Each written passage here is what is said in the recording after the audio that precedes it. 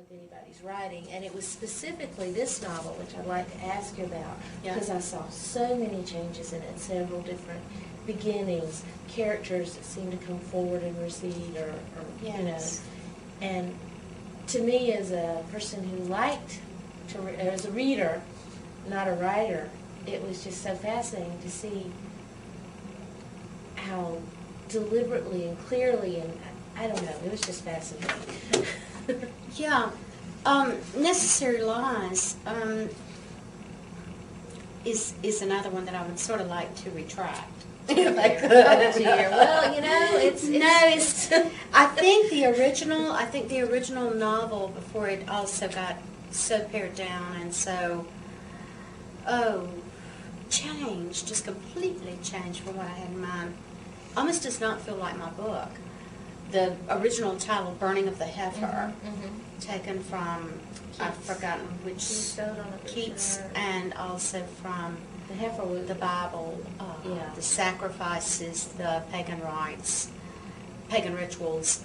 I was trying to do more than I was capable of doing at the time when I read this novel. And there again, this was one of the very, very early ones that got published late.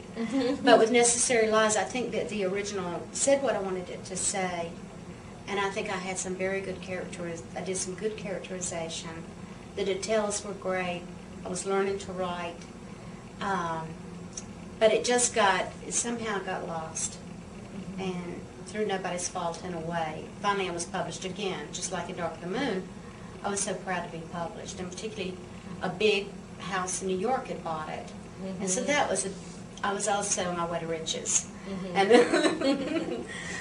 to a different tax bracket. And so, but it went through so many changes, and I think just taking my title away was, my editor at HarperCollins said, "Who's going to buy a book about a cow?"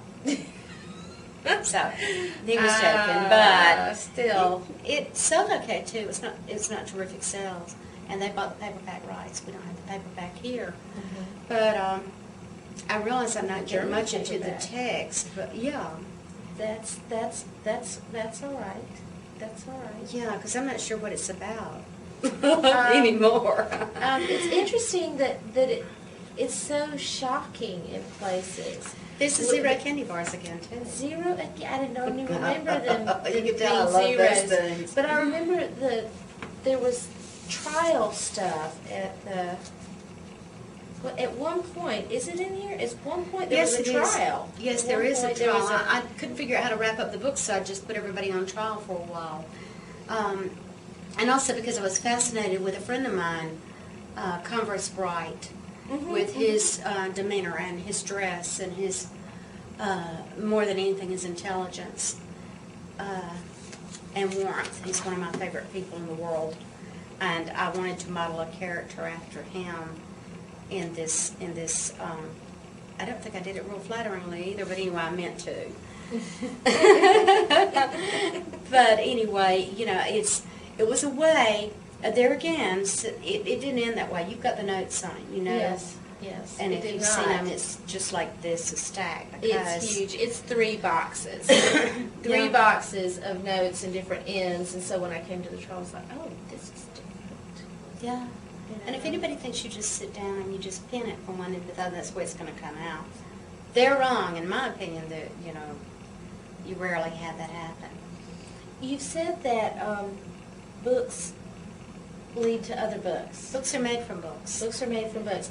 Was there a particular was there a particular thing that you were reading and thinking of when you did Necessary Lies? I'm sure there was, but I cannot recall it right now. I'm trying to recall. It's been so long ago.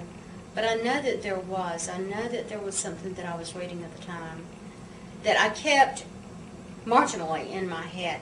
And this is the kind of book I'm going to write, because that's the only way I could do it. It really was the way to see it in my brain, through my mind's eye, to see another book. And so I'm sure it had to be something like Faulkner. Although I can't recall.